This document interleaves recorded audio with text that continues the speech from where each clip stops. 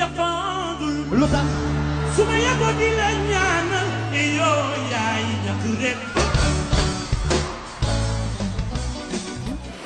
xëy na sëñ Bissar yi gis nañ ne phénomène xeesal nekk na loo xamante ne fës na ci jamono yuñ toll nii ndax ngay gisee jigéen ñuy xeesal. ah yàlla da bëggul xeesal ndax xeesal boo koy def feebar da lay yomb te ñoom ñi fi indi feebar ñoom ñi fi indi xeesal bi ñoom ñooy yokk feebar bi jamono ji ci dëkk bi ndax boo xeesalee ba jàpp ne rafet nga taaru woo ndax boo bàyyi xeesal ñuul tee bi la yàlla may te yàlla sàkkee la ko nit ñëpp dina ci gis te mu doon taar bi nga xam ne mooy gën du wàcc ci kaw suuf Seydina Mohamed indi ko fi nga doon nit ku ñuul bokk ci famille Bilal ah kon kay war nga koo bàyyi sa yaram xam ne lii mooy li nga xam ne mooy lu raisonnable mais boo jëlee xeesal bi xeesal ko sa yaram yaa ngi yokk sa bopp feebar di yokk sa bopp coono di yokk say mbokk coono ndax boo feebaree sa yaram ci boppam lu ñor a dugg feebar bu ñor a dugg. waaw jigéenu Sénégal li tax ñu bëgg xeesal d'après man sama xel bu gàtt yaakaar naa taar bokk na si ndax di roy ñu leen sut yaakaar ni tubaab bi ñoo leen sut tax nañ ñoom ñuy dem di weex ndax da gis ku am lu ñuul bëgg xees yaakaar naa daal en bref taar la daal taar moo tax ñuy xeesal rafet gars yi mun leen defal comme que ñoom yaakaar nañ lu defaree pour góor lañ xees te gis nañ ne góor ñi léegi dañoo am tendance di dem si nit jigéen ñu xees ñi kan jigéen ñu ñuul ñi. waaw jigéen ñu xeesal man dama ne dañoo ñàkk gëm seen bopp parce que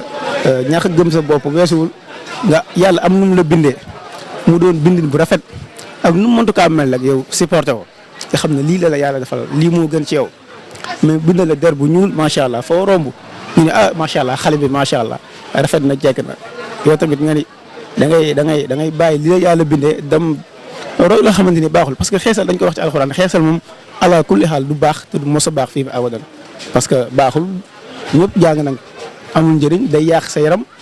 bu dul dara sax li muy yàq sa yaram moo war a tax sax nga ne doo ko def parce que day yàq sa yaram surtout boo demee ba doon mag da ngay gis maire yoo xamante ni léegi foo leen rombee sax da nga leen doo leen sax mën a xool ak seen yaram bi piti pante yi doo leen sax mën a xool loolu xam nga tamit amul njëriñ li gën daal ni la yàlla bindee nga def nga kii noonu macha allah foo romb ñëpp lay bëgg ñëpp lay respecté mais boo xeesalee moom. man moom jigéen bi xeesal moom mooy loolu neexuma daal neexuma. Lumière du Sénégal. Bienvenue dans le monde de la lumière et de la décoration lumineuse. Notre showroom spécial vous propose un large choix d'éclairage direct, indirect, des lampes de bureau, d'éclairage de plan de travail, des lumières et décorations pour vos maisons, bureaux, salons, salles de bain et cuisine avec de magnifiques spots d'intérieur et d'éclairage mixte ou d'éclairage directionnel. nay leer lamp yi ñu am kenn amu ko li ñu am ci éclairage mënoo ko gis fenn. boo duggee ci suñu showroom da ngay yaakaar ni yaa ngi dans la ville lumière te yaa ngi fii ci réew mi fii ci Sénégal bu leen fàttali dañoo am ay applique murale am ay bandeaux lumineux mënee nañu du plafonnier au ras du sol lumière indirecte et décorative que dire du luminaire l'abat-jour qui produit un éclairage décoratif par le biais de jeux d'ombre et de lumière du Sénégal ñoo ngi leen di xaar am ay njëkk yoo xam ne mënu leen ko am fenn ñi ngi nekk rue 22 angle 21 face boulevard Gueule Tapée téléphone 33 822 21 70 35 Petersen avenue Émile Badiane 33 842 65 61 avenue Lamine Gueye angle Ngalonou Diouf 33 822 25 37 la lumière du Sénégal votre partenaire de confiance. jàngat bu rëy parce que defe naa ne Sénégal léegi nu mu mel ak xeesal bu njëkk amu ko woon léegi balaa ngay xalaat loo lekk xeesal ngay xalaat balaa ngay xalaat looy sol xeesal ngay xalaat balaa ngay xalaat sax foo tëdd xeesal ngay xalaat pour lan loolu ak lan moo tax sénégalais yi bëgg xeesal ba à ce point xeesal dina la def loo xamante ne bu ëllëgee après da ngay am regret. bu dee da la fekkoon nga am problème dala koy gën a yokkal di nga rafet de ba ñëpp kontaan waaye après ni ngay mujjee mooy ñaaw donc ñu doon ñaan suñu moroomu jigéen ñi ñu xoolaat seen bopp defaraat toogin bi xool ni que ëllëg du añ du reer mais lu mot a sedd la parce que nag ñun tamit dañ fiy jóge bàyyi suñu njaboot mais nag man image yi may gis ci xeesal non c'est trop parce que nag toll nañ jamono boo xamante ne Sénégal xeesal bi daf fi dominer carrément parce que nag booy wax da ngay wax nag te li nga xam ngay wax aussi ak li nga gis te ñun li ñu gis fu mu nekk nii ëpp na da ngay gis koo xamante ne day jàpp yaram bi xolli ko ba da nga naan ndax kii nit la koo xamoon démb tey bu la rombee doo ko xool xàmmee ndax lan weextaal xes pecc mais loolu lu ko waral est-ce que waruñu ci jël ay mesures tamit loo xam te ne nag lii di dugg suñu dëkk bi ñu xam lan la parce que cancer bi bari na stérile bi bari na te kenn xamul lan moo koy indi di nga gis nit buy sëy topp ci xeesal bi diw yaramam diw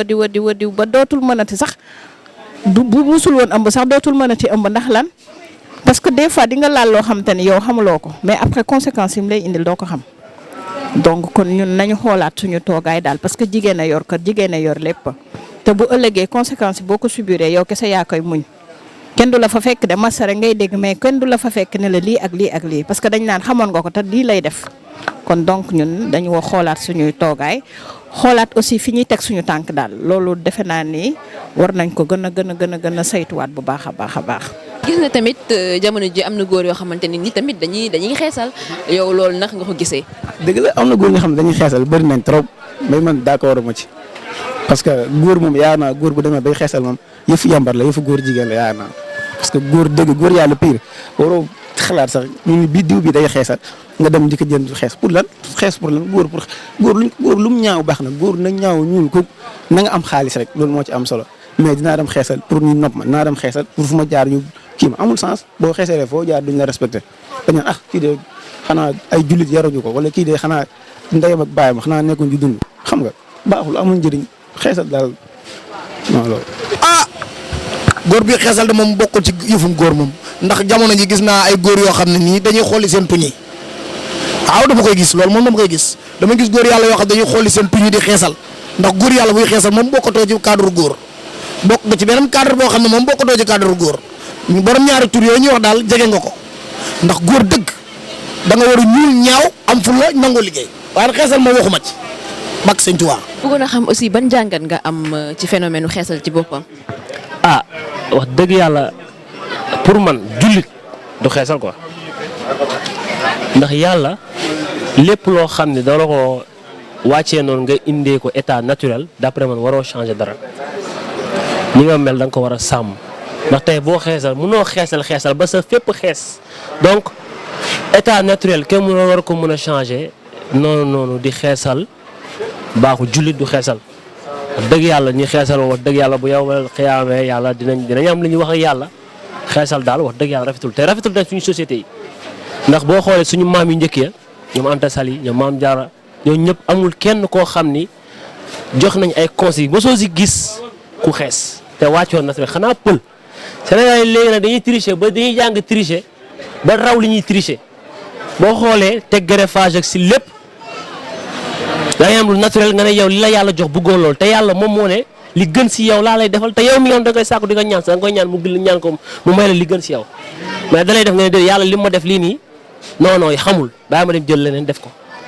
loolu moom subhanallah yàlla ci yàlla musal.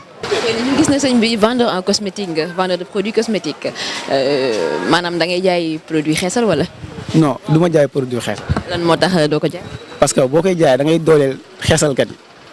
da nga leen dooleel te yow mi koy jaay daa mel ni sax yaag ñoom yéen a yem xam nga di jaay loo xamante ni baaxul ci yaramu nit ki nga koy jaay xam nga di leen dooleel mooy loolu quoi daa mel ni yow mi koy jaay ak ñiy xeesal daa mel ni yéen a yem rek man moo tax du ma ko jaay dañ ma koy laaj am pagay chaque jour li ñu may laaj diw xeesal wala da ngay jaay saabu bi xeesal kenn xamul nu mu toll dañ ma koy laaj lu bari mais man maa préféré wul jaay loo xeesal bëgguma ko parce que mooy loolu quoi neexuma man. mooy beneen bi mooy pour yow lan moo tax dëggantaan nit yi di xeesal particulièrement jigéen ñi. question de choix la parce que am na ñoo xam te ne seen choix la ñu am da ngay gis ku ñuul kukku am ñuulaay bu rafet xëy suba ñu ne ko xeesalal mu jël yaram bi xolli ko moom set wecc bu la rombee tey doo ko xàmmee bu demee nag ba ci biir ba gis conséquence parce que nag xeesal du ndaw de parce que pot wu 20 000 francs pot wu 30 000 pot wu 45 000 pot wu 50 000 nga koy jënd tey ji loolu boo ko jëndoon am fenn foo koy def est-ce que doo dajale lu bari maa nga am leneen loo ci def boo neree jox sa doom mu lekk sax nga xalaat ne sa diw bi jeex na nga bàyyi sa doom bi dem jënd diw bi léegi fan lañ jëm kon donc góor bu taxee ngay def xeesal bis boo ñuulee dina la bàyyi dem seetiwaat keneen rek noonu kese la du leneen.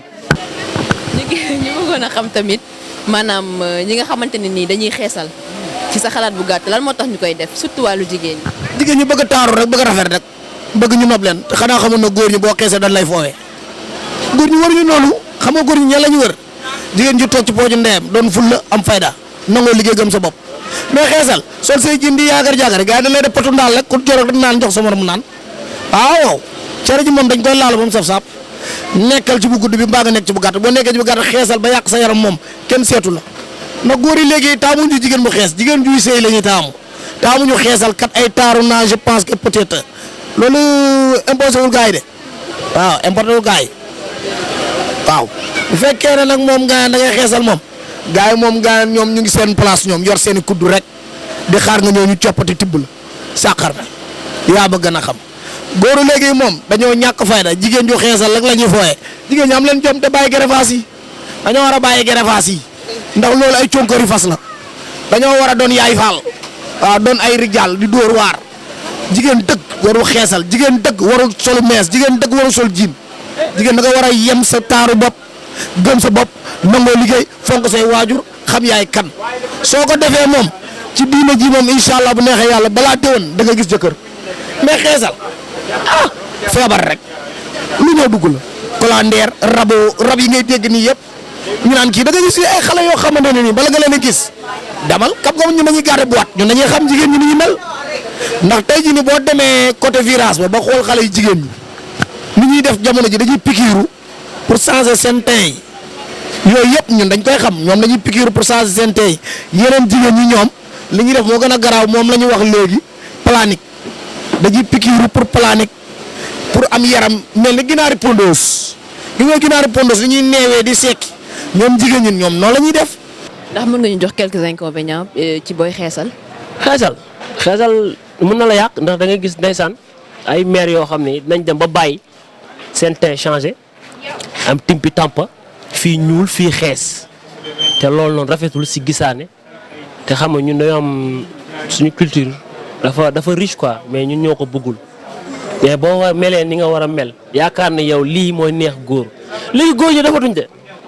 man am naa sono xale laa mais ba moo waree takk xam naa fa ma dem takkee te ki ma takk xeesul de soxna si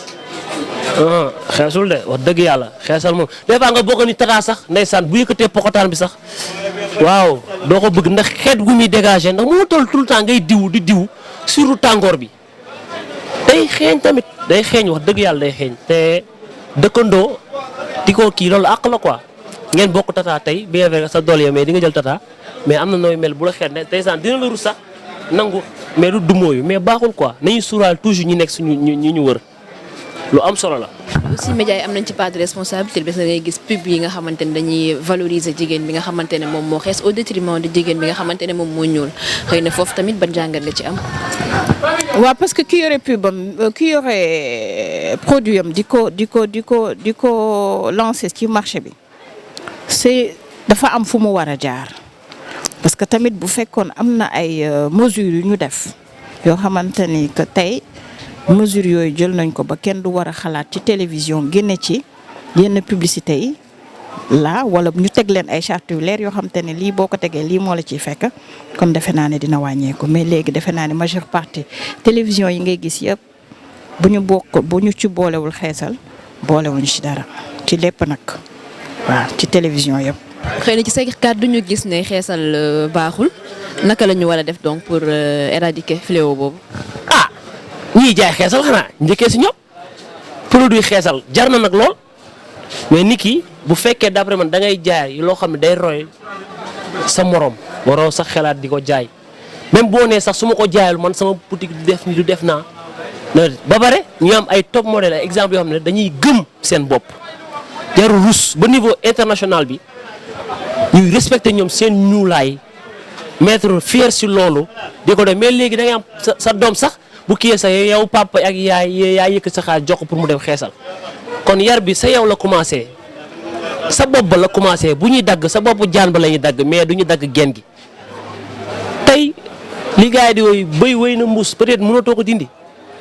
mais xam nga tey produit la boo xam ne mi ngi si marché bi du da ngay xëy rek kii ko noonu mais suñu papa yi ak suñu yaay yi nañuy xool ni ñuy yaree seen doom yi di yaree di xool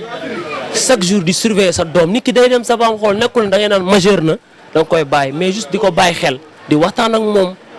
di ko bàyyiloo xel dara juste loolu fléau yu bëri yaakaar naa ne man loolu su nga xoolee di conseiller nit ñi di dugg di xool taar ñuul sax d'après man mën naa ne moo gën a rafet xees nit ku ñuul ndeysaan bu la reewee rek bëñ yi bu weexee rek da ngay kontaan mais xees pour lan tubaab bi nga roy ko ba dépassé moom loolu naturel loolu la ko yàlla bindee dafa weex naturellement mais yow da nga ñuul naturellement loo yow nga wan ka ni man sama ñuulaay bi moo dàq sa xeesaay bi mais déedéet man li ma yor bonul bàyyi ma roy ni yow ndax yow la nit ñi di topp yàlla day may fii nit dara xañ ko fële ëllëg yow bu la xañee fii dara dalay may fële ëllëg si boo ko bëggee ak ni nga koy toppee gëm-gëm la.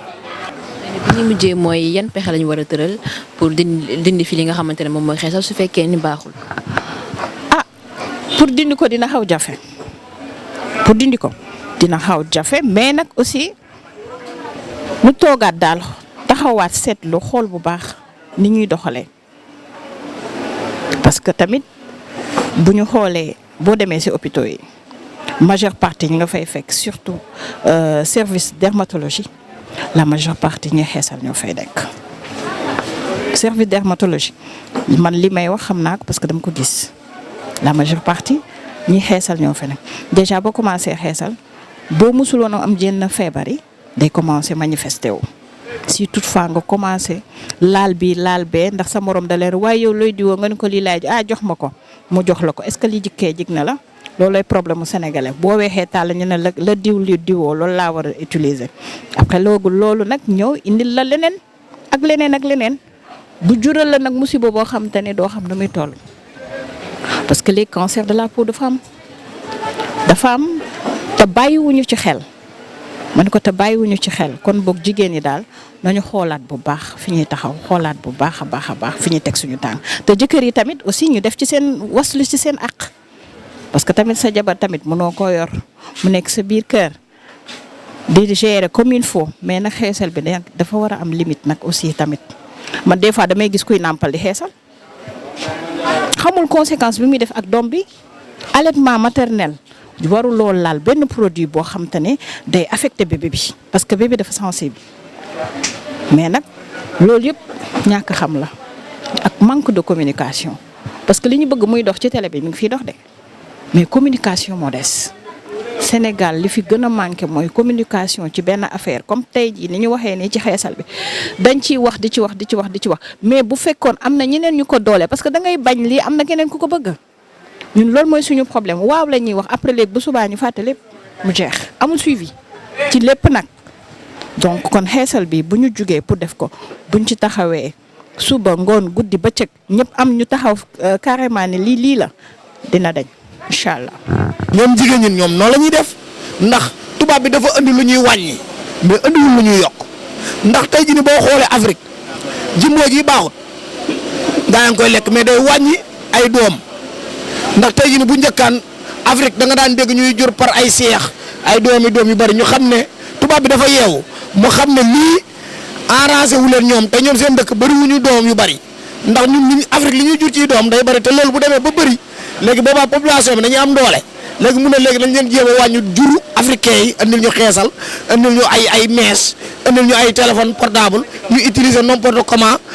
jigéen ñi di xool ci télé yi daan dañuy jéem a toppandoo. ay pot maraîchers yu ñàkk fayda yi moo tax sëyatuñu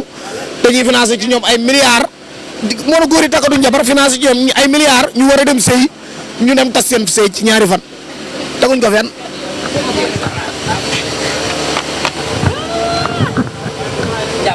Lumière du Sénégal. Bienvenue dans le monde de la lumière et de la décoration lumineuse. Notre showroom spécial vous propose un large choix d'éclairage direct, indirect, des lampes de bureau, d'éclairage de plan de travail, des lumières et décorations pour vos maisons, bureaux, salons, salles de bain et cuisine avec de magnifiques spots d'intérieur et d'éclairage mixte ou d'éclairage directionnel. nay leer lamp yi ñu am kenn amu ko li ñu am ci éclairage mënoo ko gis fenn boo duggee ci suñu showroom da ngay yaakaar ni yaa ngi dans la ville lumière te yaa ngi fii ci réew mi fii ci Sénégal bu leen fàttali dañoo am ay applique murale am ay bandeaux lumineux mënee nañu du plafonnier au ras du sol lumière indirecte et décorative que dire du luminaire Labajo qui produit un éclairage décoratif par le biais de jeux d'ombre et de lumière du Sénégal ñoo ngi leen di xaar am ay njëkk yoo xam ne mënu leen ko am fenn ñi ngi nekk rue 22 angle 21 face boulevard Gueule Tapée téléphone 33 822 21 70 35 Petersen avenue Émile Badiane 33 842 65 61 avenue Lamine Gueye angle Ngalonou Diouf 33 822 25 37 la lumière du Sénégal votre partenaire de confiance.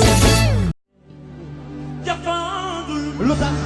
su ma yàggoo di la ñaanal yow yaay ñàkk rek